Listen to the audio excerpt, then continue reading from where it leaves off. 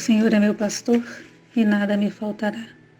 Caminhar me faz por verdes pastos. Guia-me mansamente a águas tranquilas. Refrigera minha alma. Guia-me pelas veredas da justiça, por amor ao seu nome. Ainda que eu caminhasse pelo vale da sombra da morte, eu não temeria mal algum, porque tu estás comigo. A tua vara e o teu cajado me consolam. Preparas uma mesa perante mim, na presença dos meus inimigos. Unge a minha cabeça com óleo e o meu cálice transborda. Certamente que a bondade e a misericórdia me seguirão todos os dias de minha vida, e eu habitarei a casa do Senhor por longos dias. O Senhor é meu pastor, e nada me faltará.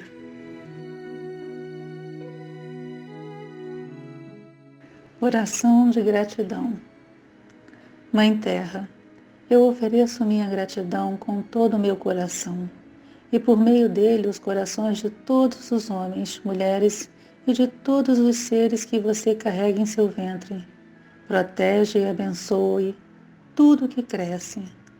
A Mãe Terra eliminou todas as minhas doenças e meus problemas de acordo com a sua vontade, para que eu possa receber a bênção do Espírito Divino e transmiti-lo a todos os seres vivos, de acordo com a sua vontade.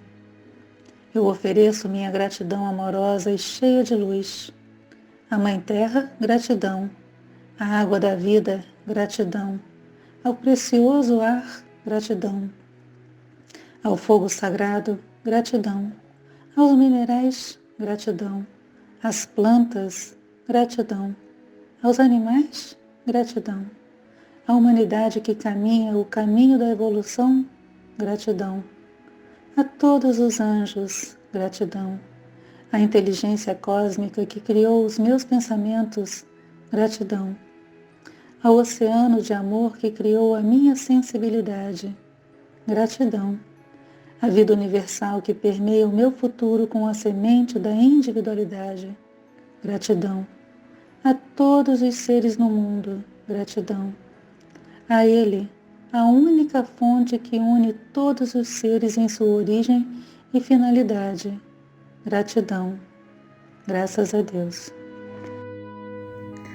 Mais uma vez reunidos para o nosso Evangelho virtual, agradecendo sempre a oportunidade de aqui estar e a oportunidade de servir. Nós saudamos a todos os orixás. Saudamos a Xangô, orixá que rege a nossa casa. Nesse mês em especial, nós saudamos a Obaluauê e a Iemanjá. Que a energia cósmica desses orixás nos envolva, afastando toda e qualquer energia negativa que porventura queira se aproximar. Nós saudamos a corrente de Francisco de Assis, pedindo proteção, amparo e orientação. E saudamos ao caboclo Tupinambá, agradecendo sempre a sua presença e o seu amor para com todos nós. Nós somos crianças ainda e sempre estamos a pedir. Então pedimos mais uma vez pela paz, que a paz se faça no nosso planeta, que a paz seja a lei que rege todos os povos, que a paz se faça onde há guerras, que a paz se faça entre governantes e governados, que a paz se faça no Brasil, no Rio de Janeiro, em nossos lares e principalmente que a paz se faça em nossos corações. Pedimos também por todos que sofrem violências físicas, morais, emocionais, por todos que estão num leito de dor, por todos que perderam a esperança, o rumo, por todos que não têm um lar para voltar, por todos que estão angustiados, desesperados, desorientados. Pedimos por todos que estão nos hospitais, nos asilos, nos presídios, nas clínicas psiquiátricas, nos orfanatos, Pedimos pelos obsessores, pelos suicidas, que todos eles e todos nós sejamos envolvidos na luz branca do Cristo, na luz que pacifica todas as dores.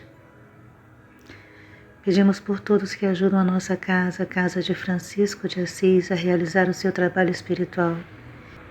Pedimos por todas as crianças da creche Santa Clara, e por todos que ajudam a nossa casa, pelos funcionários, por todos.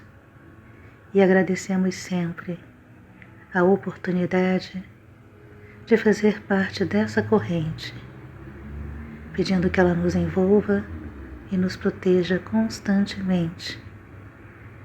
Graças a Deus. Da sabedoria do Evangelho de Torres Pastorino, os tesouros. Mateus capítulo 6, versículo 19 a 24. Não ajuntei para vós tesouros na terra, onde a traça e a ferrugem os consomem e onde os ladrões penetram e roubam. Mas ajuntai para vós tesouros no céu, onde nem a traça nem a ferrugem os consomem, e onde os ladrões não penetram nem roubam. Porque onde está o teu tesouro, aí estará também o teu coração. A lâmpada do corpo são os olhos. Se, pois, estes forem sãos, todo o teu corpo será luminoso.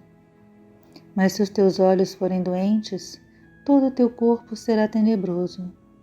Se, pois, a luz que há em ti são trevas, quão grandes são essas trevas!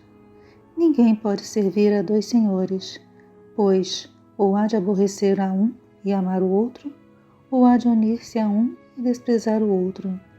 Não podeis servir a Deus e às riquezas.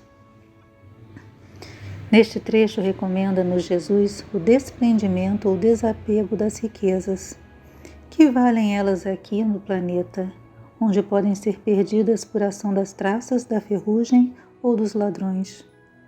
Aconselha-nos antes a juntar tesouros espirituais de conhecimento e obras meritórias, que jamais se perdem. Tapetes no chão ou nas paredes, roupas caras nos armários, jarros de louça e aparelhos de cristal, quadros célebres, adegas de vinho e despensas com largas provisões, dinheiro nos bancos e joias nos caixas fortes, tudo isso, além de perecível, deve ser aqui deixado quando abandonarmos o corpo físico. Mas o que é conquista do espírito, isso nos acompanhará para além do mundo da matéria e jamais o perdemos. A fórmula, onde está o teu tesouro, aí estará o teu coração, esclarece a razão de todo o ensinamento. O essencial não é não ter, e sim não apegar-se às coisas externas e transitórias. Depois aparece um ensinamento em forma de comparação. Na realidade, só conseguimos ter luz se os olhos forem sadios. Mas se os olhos adoecerem, isto é, cegarem, todo o corpo parece nadar em densas trevas que custamos a romper. E termina com um enigma. Se a luz que há em ti são trevas, quão grandes são essas trevas? Como pode a luz ser trevas? Explicamos, então, que o coração ou pensamento pode apegar-se a riquezas materiais ou aos bens espirituais, tal como ocorre com os olhos, cujo primordial papel é servir de lâmpada para o corpo. Se os olhos forem sadios, isto é, sem apegos nem cobiças, então sua tarefa de iluminar desenvolve-se perfeitamente. Mas se esses olhos, que são a luz do corpo, começam a criar agregações externas pela cobiça e ambição, eles começam a ficar velados e, portanto, doentes, e então enxergam tudo torto. As perspectivas ficam distorcidas e falsas. Daí compreende-se que o olho mau ou doente prejudica todo o ser. E Jesus termina declarando que ninguém pode servir a dois senhores, a Deus, dedicando-se a espiritualidade e as riquezas. Realmente, a espiritualidade olha as posses como ilusões transitórias, ao passo que o materialismo as considera como as únicas realidades objetivas e palpáveis.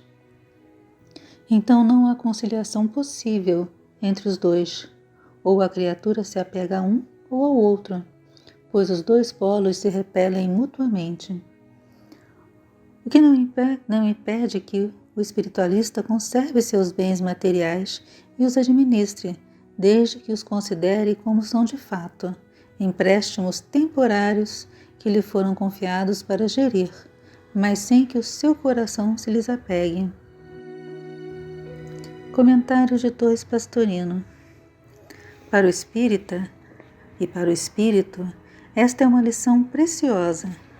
Nada de apegos ao que a personalidade transitória conquistou no planeta, depois que aqui chegou, pois tudo lhe será tirado inexoravelmente.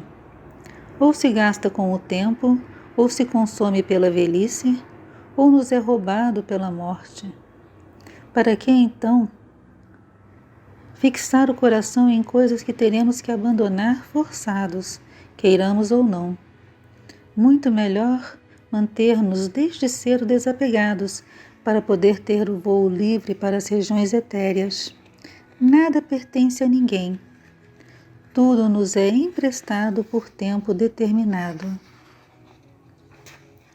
Vemos mais uma vez neste trecho comentado a sabedoria profunda dos ensinamentos de Jesus, que nos trazem a realidade, nos afastando da ilusão da posse. Tudo que é da personalidade, inclusive a própria personalidade de que tanto nos envaidecemos, é passageiro. É tudo ilusão e tudo perecível. Cabe então ao espírito desprender-se de tudo. Precisa viver no mundo real, embora entre riquezas terrenas, mas como se não as possuísse, como se de fato fosse um empréstimo que ele tivesse por obrigação gerir cuidadosamente. Além disso, muito cuidado com o coração. Jamais coloquemos nossa felicidade em qualquer objeto ou em qualquer pessoa fora de nosso eu verdadeiro, porque se assim não agirmos, seremos infelizes. Tudo que é externo traz dor e sofrimento. Daí a conclusão: ou a personalidade se apega aos bens terrenos, prendendo a individualidade de forma que esta não pode expandir-se, ou a individualidade penetra o eu crístico, não dando a menor importância às posses materiais. Por isso, na história encontramos com frequência muitas falas de equilíbrio daqueles que só conseguiam desapegar-se espiritualmente, quando abandonavam de todo as riquezas. Maior evolução lhes faria compreender que não é disso que se trata. Não é desfazer-se fisicamente, mas antes desapegar-se espiritualmente. Então a lição é preciosa. Ou servimos a individualidade, ao Deus interno, atendendo equilibradamente às necessidades da personalidade, ou servirmos a personalidade, às riquezas, com prejuízo da individualidade. Não podemos servir as duas. Um evangelho um pouco longo, falando sobre os tesouros. Então Jesus ensina que não devemos juntar tesouros na terra, mas sim juntar tesouros no coração. Aí nós temos que pensar por que Jesus disse isso. Porque na realidade, quando nos apegamos a todas essas coisas materiais, ao desencarnar, tudo ficará para trás. Então todo esse apego, toda aquela necessidade de ser o mais importante, de se destacar, digamos assim, não nos trará benefícios nenhum. Todo este apego é ilusão. Nós temos que entender que a vida atual é apenas mais uma de nossas tantas vidas e que a vida real é a do Espírito, e essa sim é eterna. Então, nesse Evangelho, nós vamos falar sobre um assunto que ninguém aborda muito, o desencarne, sobre o que acontece quando desencarnamos. Nós sabemos que seremos levados para locais de acordo com a nossa vibração. Então, aqueles que estão extremamente apegados a tudo, apegados ao poder, apegados ao controle, apegados a todas as coisas materiais, as posses, estes terão uma grande dificuldade de se desprender de tudo isso. Muitos não encontrarão a paz, mas sim o desequilíbrio. Precisamos compreender que nada nos pertence. São empréstimos, porque quando partirmos, deixaremos tudo para trás. Tudo que levaremos é o que plantamos de bom. Então o Evangelho sempre nos convida a uma mudança de padrão vibratório e nos explica que se plantarmos amor, fraternidade, compreensão, caridade, se vestirmos aos doentes, se dermos água aos sedentos, todas essas ações voltadas a auxiliar os que estão em dificuldades nesta vida, são plantações para o nosso futuro, mas não o futuro de aqui e agora. Não estamos falando desta vida, mas do que vamos levar como evolução para as outras vidas. Ao mudar o nosso padrão vibratório para melhor, o nosso perispírito vai aos poucos sendo purificado e todas as marcas que a gente adquiriu de vidas e vidas passadas, todos os erros cometidos que estão marcados no nosso perispírito, vão se sutilizando. E é claro que não alcançaremos a perfeição numa só vida, mas a espiritualidade e os nossos guias percebem o nosso esforço em mudar. E isso é valorizado. Usamos o nosso livre-arbítrio o tempo inteiro. Em todos os instantes da nossa vida nós fazemos escolhas, e essas escolhas terão consequências. Boas ou más, dependendo das escolhas, né? Mas só através dessas consequências é que podemos aprender a discernir o bem do mal. Estamos num momento agora de grande atribulação no planeta. É hora de parar e pensar nas nossas atitudes. Será que as consequências das nossas escolhas vai nos propiciar uma vida futura melhor? Ou vamos continuar com este mesmo padrão que nos mantém num mundo de provas e expiações? Só para finalizar, tanto a riqueza quanto a pobreza são provas kármicas bem difíceis. E o Evangelho não diz que não podemos ter as riquezas. O que ele diz é que não podemos nos apegar a elas, mas podemos utilizá-las em benefício do próximo, quer dizer, amar ao próximo como a nós mesmos. Então, a conclusão desse Evangelho, no caso, é que o amor é a chave para a evolução e não o apego. Então, que Iemanjá e Obaluauê nos abençoem nesse mês, nos trazendo sabedoria de compreender esses tesouros que nos são ofertados em todas as vidas que temos, mas que temos que saber geri-los. Graças a Deus.